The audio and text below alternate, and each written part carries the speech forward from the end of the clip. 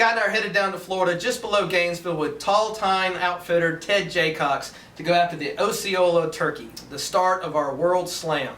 Scott's flying down, and I'm going to drive down. So it's about an 8-hour drive, but I get to go down and at least get a morning hunt before Scott arrives, because his plane doesn't get in until about lunchtime.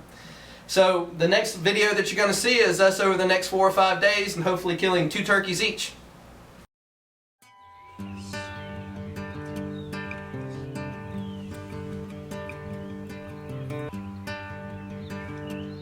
So it's our very first day, and it's a beautiful morning.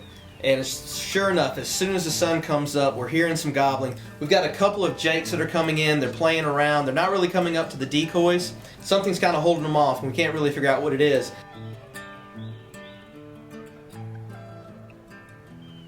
And then there's a big bird. There's a tom. He's got a beard dragging the ground, and he's chasing these jakes all over the field.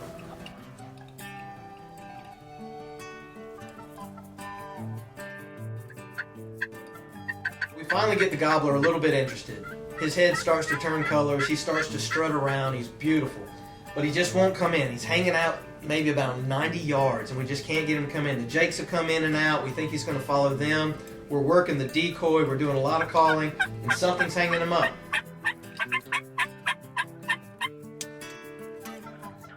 Morning hunt went by and it just didn't happen for us.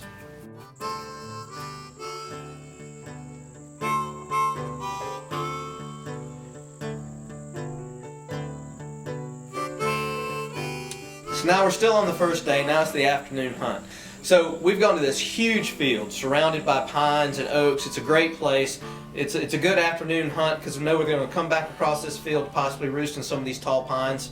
So we've set our decoys up, everything looks great. We've got some hens working the area. And at first it's just one hen, but then a little while later we literally get like 12 hens walking through. And with that much bait out in the field during this time of year, you've got to figure you're going to have some toms.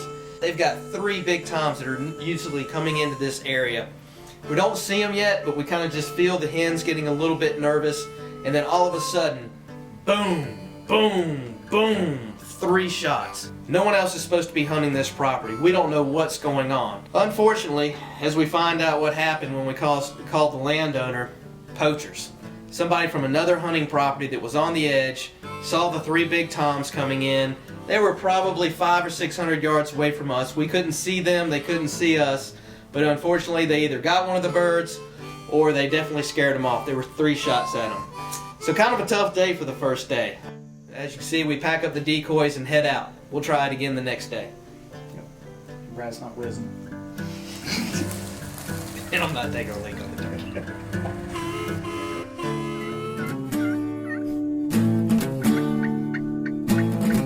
Got in that afternoon. About the time we were getting everything set up, heard a bird gobbling. Didn't even have time to get the camera really set well. We just hit play, made a few calls, saw the hens come across in front of us. About that time, the gobbler comes right around the corner, comes flying in on us, and didn't have time to really do a lot of filming, but was lucky enough to get an angle that we caught the bird coming in on.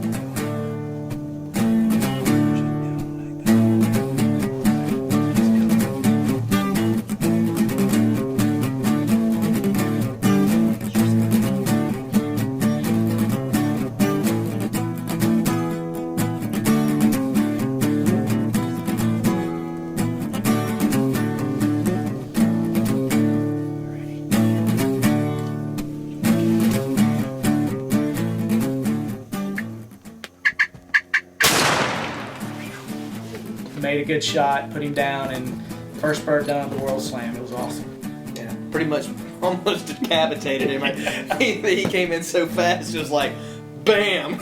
He did. The whole run and strut was just awesome. He looked like he was just wobbling in. Looked like he weighed 100 pounds. It did. So it was a great experience getting that bird down the first afternoon in. Really took some of the pressure off. And pretty lucky too, because you know I burnt my whole first day and didn't get anything. And then, you drove. And I drove 8 hours, and so he flies in. Flew in. Typical. And then you know, first 5 minutes of his hunt, one's done, taken care of. We got back, was able to go back to the house and relax and wait on you guys. Ate steak and maybe have a cold beer. Yeah. Sure. It was nice. It's a tough hunt for Scott. Yeah, definitely a tough hunt. It was.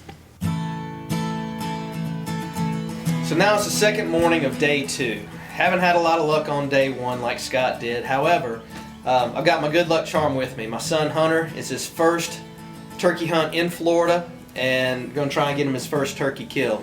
We're in some tall pines, and really it's a nice setup. It's very open. A lot of birds have been seen in the area. So we come in, we get set up, and it's Ted, myself, and Hunter in the blind together.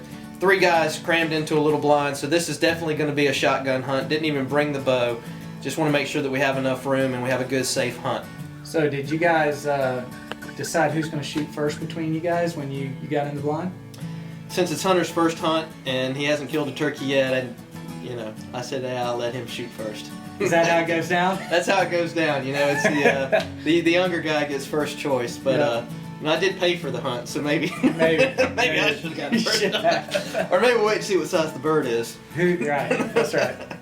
So we've heard a lot of gobbling this morning. We haven't really seen anything. We had 1 or 2 hens kind of walk through the area, but we heard right before daylight, we did hear at least 3 or 4 distinct different gobblers in different areas. So we know they're in the area. They came down. Maybe they just moved on to go find some food first. I'm not really sure. They didn't see our decoy when they came down clearly because they would have come in on that. So we're going to work the decoy a little bit. And as soon as we start working the decoy, we have a hen come in. And she's kind of in the area for quite a while, at least an hour as it happens. So we sat there for about an hour and the hen worked its way in and out. I've told Hunter that he has first shot, that he wants to see, if he sees one come in, that I definitely want him to have first shot. And then if we have more than one come in, an opportunity for a double, be sure to communicate to me which bird you're going to shoot, because he and I have hunted together for the last 25 years, and we've shot the same animal, and we probably still argue about it. There was that time in North Carolina, if you remember, that was my bird. But anyway, aside from that, hen had been there for a while, then all of a sudden, literally out of the blue, the tom comes running in. Right behind him is another one, and then back in the distance is a third. So now we have these 3 toms running in. They come in, circle the decoy, and I'm whispering to Hunter. I'm like, okay, which one do you want? Which one do you want? And he's trying to decide, and of course he's being picky. He's looking for beard length, he's looking for size. Apparently we taught him pretty well, so if he could have actually seen spur length, I think he would have measured that as well. I'm surprised he didn't have his tape measure out trying to see how big they were. So he told me he was going to take the one on the left. And so I line up on the one on the right, he's lining up on the one on the left. Shoot on 3. So 1, 2, 3. We both are supposed to pull the trigger. Mine goes off a slight hair before his does. You sure you didn't shoot it too? I might have shot it too. Let's get back to this a little bit. Review the video very closely. But no, seriously, I want him to get a bird. So little shell shock. We're right beside each other, and goes off inside of a blind. It's loud, and so he misses his first shot. But his turkey only jumps maybe 20 yards, so now he's at about 40, 45 yards. Within seconds, Hunter regroups, puts the bead on him, and nails it at like 42 yards. So my bird was at 20 yards, his was at 42. He ends up not only with the bigger bird, but then also with the better shot, even though it jumped on us the first time. So great hunt, great first double, great first bird for Hunter. Yeah, super. Really awesome hunting with family. It is. So here we are, day 2 of the hunt for me with the crossbow in the blind. Injured my shoulder right before the hunt. Was actually going to just scrap the whole idea about shooting with a bow and do a double with a gun. Came up with the idea of trying it with a crossbow and worked with that, got a crossbow, got it dialed in, and started the hunts with that. Going in on the afternoon, hear a bird gobbling off in the distance. Not really close, takes a little while, see the bird come into the opening. There's a hen with him, kind of struts a little bit for her. Make a few calls, bird starts working. It takes us a real long time. It takes him we spent almost an hour getting this bird coming in. He does a little crossing pattern, zigzags back and forth. Finally gave the commit, and when he comes in right to the decoy, and we get a really cool shot on film.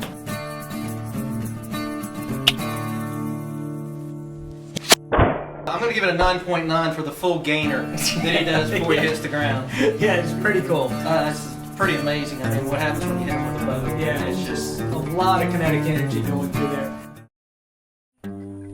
So we've been sitting there a little while and we're starting to see some activity. There's some hens that are walking by, and once again, I love hens. It's live bait. Let's just bring them out as many as we can. We have one hen really close, but we haven't seen any gobblers yet, and getting a little worried, but there's two really big gobblers in this area. There's a farmer that's been plowing some of the fields, and he says there's a monster here. It's getting to be dark, and we really haven't seen the two gobblers. And then literally 300 yards away, right along the fence line, 6, 7 hens pop up, and then all of a sudden we see a big gobbler. And honestly, probably one of the most beautifully colored birds that I've seen down in Florida before. Had them in the binoculars and watched them for a long time because that's all we could do. We called, we worked the decoys as hard as we could, and once again, sometimes when they're hung up, they're hung up. They were going into roost, and we knew they were, and we couldn't turn their heads. Every time we would gobble, we would call, we'd get a look, and that's about all that we could get.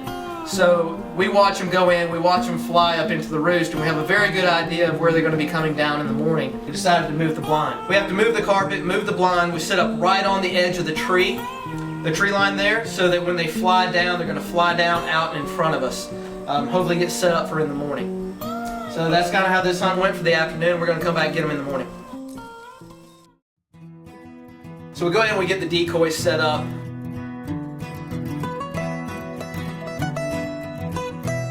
We're sitting there and the sun comes up, everything looks great, we hear some gobbling going on, we're pretty excited about it. We did roost those birds the night before, so we have a pretty good idea where they're at. And the way that we set up, they're about 100, 150 yards down to our right. So then all of a sudden, somebody in the blind sees one fly down, you start to hear them, they come down pretty strong, but they really soar out. I thought they were going to come down into this nice little plowed up area, maybe do a little bugging and get a little something to eat first thing in the morning. But these guys, they glide 200 yards out. I mean, they fly way out into the middle of the field and do a little right hook, and they end up 200-300 yards from us again. And I was so excited, and I really thought that this was going to be a great hunt. But then we start working the decoy and we start calling, and we can see the tom this time. And it takes a little while, but all of a sudden he just perks up. Finally he sees the decoy, his head turns colors, and he's on it. And he literally walks in from 250 yards away. I mean, it's incredible. So you'll see him walking in, and he comes up, and then he comes right in on the decoy, and just like Scott's bird the night before, I wait for that side shot look where the wing enters the body, and there's a little indentation, there's a little hole, and that's a great spot to hit the vitals. So I draw back, I let it fly. I think it's about a 9.5 or 9.9 like yours. We're probably going to have a playoff on this to see who wins. But the back gainer hits the ground, and instinctually I just hop out of the blind because I'm going to go get my trophy. You don't like them to flop around too much, especially if you're going to do some type of taxidermy on them, because you don't want them to damage their wings or their feathers. So I run it down. This bird is not getting away from me, and it runs, I thought it runs 50, 60 yards, but ends up being like 83 yards that this bird runs. I end up having to dive on it, commando style, and just wrestle it to the ground. But literally, as soon as I dove on it, it was done. I don't know where it got the adrenaline to run the way that it did. I went through both lungs and the heart. Just amazing, and then for it to run that far was just crazy. I've killed a lot of turkeys with bows, and sometimes they'll run, I've had them run 15, 20 yards, and never had a bird run that far from such a good shot. I mean, it was a solid shot. It's a big arrow, it's an open broadhead, so it's not gonna miss, and the hole in the turkey is incredible. I couldn't have asked for a better shot or a better hole, and turkeys typically don't bleed. You know, turkeys, you don't find good blood trails because the feathers act like a sponge. And this turkey bled like crazy, but he still ran so far. Yes, very blessed to have gotten him back, that I was able to chase him down and he didn't fly off. Awesome bow kill on this particular turkey, and the fact that we called him in from so far away, and he's a big bird, big, beautifully colored bird. So absolutely, that was a great hunt. Yep, congrats. Thanks. So we have about a day and a half of hunting left, and we have an opportunity to invite a friend. So we invite our good friend Tim Ridings from 511 Tactical. He's able to fly in, we pick him up in Gainesville, and it's only about a 30-minute drive. We get him in, and we set up this afternoon, and everything's looking pretty good. We have some hens that come in. In fact, one of the hens comes in and really works with the decoy, and I always love having the hens in there. So we hear some gobbling, but the gobbler seems to be hung up around the corner. He doesn't want to come in. He's gobbling his head off. He's responding to all of our calls, but he is absolutely hung up, and daylight is going away from us, and we really can't figure out what's going on. So what ends up happening is he's smarter than we are, and he knows there's a big storm coming. So a typical Florida storm brews up, comes through like a monsoon, totally rains us out. Thank goodness we were in a tent blind, or else we would have just been totally soaked. So that hunt for that afternoon was absolutely squashed. So now it's the next morning. We've changed position just a little bit. The gobbler that from the previous night was hung up probably about 200 yards and around a corner. So now we've gone out onto the point where we saw him and where we think he roosted last night. So now we're set up, we've got our decoys out, and we hear the gobbler going off right before daylight. We're hoping he's going to fly straight down and this is going to be about a 15-minute hunt. Well, just like hunting, it doesn't go as planned, and he ends up walking off in the other direction. Now we're totally confused. We thought we were going to be great on this bird and everything was going to be wonderful.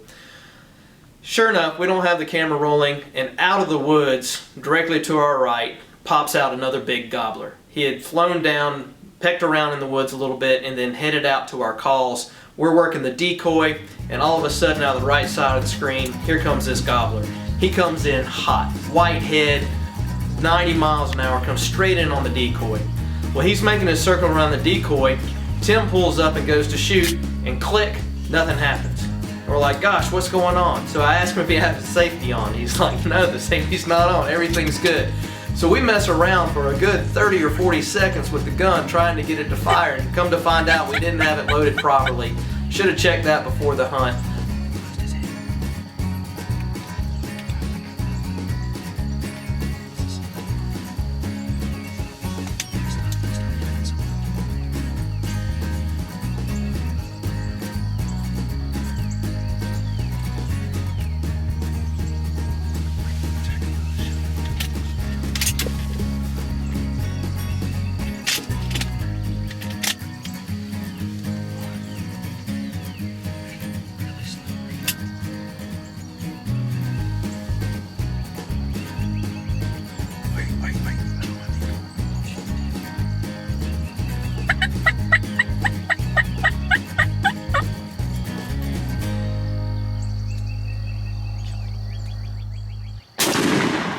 Tim makes a great shot, kills the bird dead, and we have another success story. And this was on the last morning. We had until 12 o'clock and we killed this bird at about 9:30. So an excellent opportunity to fly in, take a bird within 2 sets, and then get back out of town. So congratulations, Tim.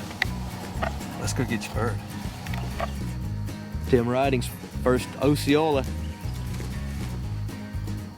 Yes, sir. We're here outside of Gainesville, Florida. Tall Time Outfitters. First Osceola. Good job. So that wraps up the Florida hunt. We both got our Osceolas, headed on to the World Slam. So what we'll do now is, of course, Scott's going to fly back, and I'm about to drive back. So 8 hours on the road, get back to South Carolina. I think we're going to stop in the Low Country, do a little bit of hunting down there because the season's open just a little bit early down in South Carolina. And then Easterns, right? For the Easterns, Yep, yep, towards the absolutely. Easterns, yep. And then go back to the upstate and try and get a couple of Easterns there on not only our property but some friends' property as well. So that's it for this show.